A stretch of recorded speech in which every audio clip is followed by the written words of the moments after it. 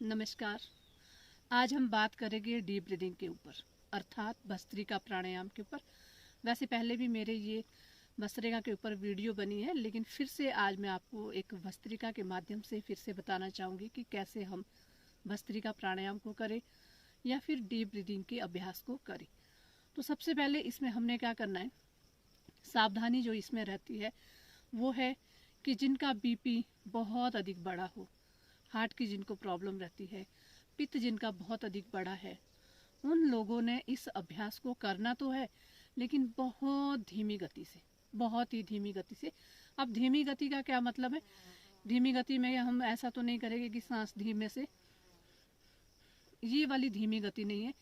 पूरा लंबा सांस लेना है और पूरा लंबा सांस हो सके तो दुगनी मात्रा में हमने सांस को बाहर छोड़ना है। यदि हमने 2 सेकंड में सांस अंदर लिया है तो 4 सेकंड में उस सांस को हमने बाहर छोड़ने में लगाना है। तो इस तरह से इस अभ्यास को करना है। और फिर अगर देखा जाए तो डीप ब्रीदिंग का अभ्यास या फिर भस्त्रिका का अभ्यास जो है वो सबके लिए अनिवार्य है, क्योंकि प्राण की हमें या फिर प्राण की जगह हम ऑक्सीजन भी बोल सकते हैं कि ऑक्सीजन की हमें सबको ज़रूरत होती है, वो बीमार है चाहे स्वस्थ है। तो इसलिए हमेशा सभी लोगों के लिए बहुत ही अनिवार्य है। सिर्फ ये ध्यान रखना है कि कोई अगर स्वस्थ है तो वो तीव्र गति से भी कर सकता है, कोई रोगी है तो वो धीमी गति से करे, लेकिन करना सबको है। अब इसकी जो मात्रा है, कितनी देर तक करना चाहिए, देखिए वैसे तो हम भस्त्रिका सारा दिन करते रहते हैं, सांस लिया छोड़ा, मतलब जीवन पर्यंत ये क्रिया चलती रहेगी। लेकिन जब हम प्राणायाम के माध्यम से इस अभ्यास को करते हैं तो उस समय कम से कम 5 से 10 मिनट, कम से कम तो 5 मिनट, लेकिन ज़्यादा से ज़्यादा 10 मिनट। विशेष रोगों में इसको हम जो है आधा घंटा भी कर सकते हैं, 1 घंटा भी कर सकते हैं। अस्थमैटिक प्रॉब्लम है और श्वसन संबंधित कोई भी प्रॉब्लम है, या फिर ये मान के चलिए कि फेफड़े से रिलेटेड आपको कोई भी प्रॉब्लम है, तो उस समय हमने क्या करना है, 1 घंटा। लेकिन उस समय हमने 1 घंटा करना अवश्य है, लेकिन फिर हमने तीव्र गति से नहीं करना है, क्योंकि उससे क्या होगा, हमारे जो फेफड़े हैं उनको हानि हो सकती है। इसलिए धीमी गति से इसका अभ्यास करें। आप ज़रूरी नहीं है 20 मिनट अभी कर लिया, 20 मिनट आपने 2-3 घंटे के बाद कीजिए, फिर 20 मिनट आपने दोपहर बाद कर लिया और 20 मिनट शाम को। इस तरह से देख लिए तो 80 मिनट हो जाता है कम से कम दिन में।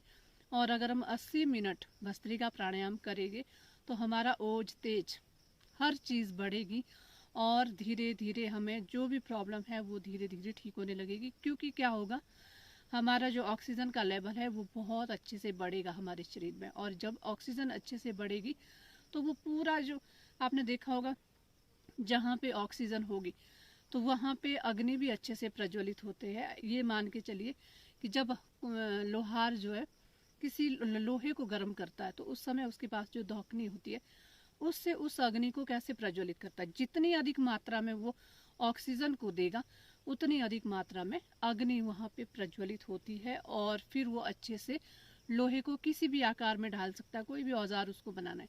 तो वैसा ही कार्य करती है भस्त्रिका प्राणायाम हमारे शरीर में। जितना हम अधिक भस्त्रिका प्राणायाम करेंगे, ऑक्सीजन को ग्रहण करेंगे, तो उतनी मात्रा में हमारा जो शरीर है वो बिल्कुल स्वस्थ होगा। दूसरा, इसमें हम मुद्रा कौन सी लगाएं, तो इसके लिए हम आकाश मुद्रा, क्योंकि हम भस्त्रिका प्राणायाम कर रहे हैं, फेफड़े से रिलेटेड है, तो फेफड़े क्या है, खाली है, पूरी तरह से ये खाली होते हैं, तो उसमें हमने आकाश मुद्रा का चयन करना है। यानी कि मध्यमा को अंगूठे के इस तरह से ऊपर वाले भाग से लगाना है और गहरा लंबा सांस। अब सांस कैसे लेना है, लंबा गहरा, आंखें बंद। और ये ध्यान रखना, जब भी हम प्राणायाम करें आंखें हमेशा बंद रहेगी। वैसे तो कोशिश करें कि जब हम आसन भी करते हैं, अगर आप अभ्यस्त हो तो आसनों के टाइम भी हमारी जो आंखें है वो अपने आप ही बंद होने लगती है, लेकिन प्राणायाम एक ऐसी चीज़ है इसमें हमेशा आंखों को बंद रखना है। अगर हम आंखें खुली रखेंगे तो हमारा जो ध्यान है वो हमारे अपने पर होगा ही नहीं, बाहर की दुनिया में हम घूमते फिरेंगे, फिर उसका ना तो आनंद आएगा ना ही उसका हमें कोई बेनिफिट मिलेगा। तो पहला तो ये कार्य है कि जब भी आपने करना है, भले ही आपको ना भी आए, शुरू में आप कर रहे हो तो, लेकिन उस समय भी आदत ये डालनी है कि बस आंखें बंद। और दूसरा, कमर बिल्कुल सीधी रहेगी, हमेशा कमर को सीधा रखना है। तो इस तरह से ये हमने आकाश मुद्रा लगाई, आंखें बंद है और कमर और गर्दन बिल्कुल सीधी है। जब हम इस तरह से बैठते हैं तो यहाँ से भी हमें बहुत आनंद आने लगता है। इसके बाद हमने क्रिया शुरू करनी है। लंबा गहरा सांस लेना है दोनों नासिका से, फिर धीरे धीरे सांस को बाहर छोड़ना है। अब ये ध्यान देना है, जब हम सांस ले तो हमारे जो फेफड़े हैं वो पूरी तरह से फूले,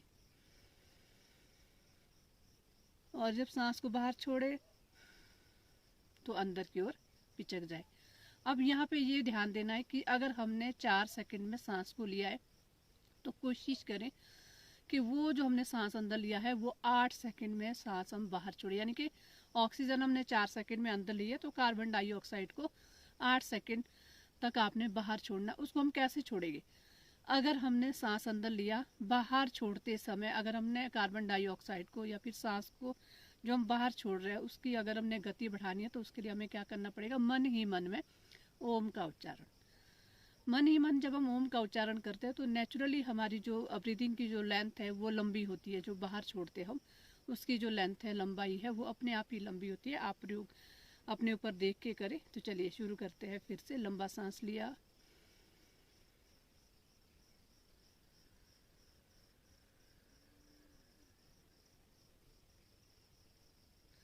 इस तरह से नेचुरली लंबा सांस बाहर आता है और अंदर जो है उससे आधा सांस अंदर जाता है। तो ये हमने ध्यान देना है। और इसके अगर फायदे की बात करें तो फायदे इसमें जितना हमारा जो शरीर है इसके एक एक सेल्स तक इसकी जो जब ऑक्सीजन पहुंचेगी तो ऊर्जा का संचार होगा। ऊर्जा का संचार होगा तो रोगों का नाश होगा। रोगों का नाश होगा तो हमारे जो भी जितने भी हमारे अंग है वो स्वस्थ रहेंगे, जितने भी तंत्र है वो स्वस्थ रहेंगे। और किसी भी अंग को अगर शरीर में ऑक्सीजन की कमी होती है तो वहीं से रोग होना शुरू होता है।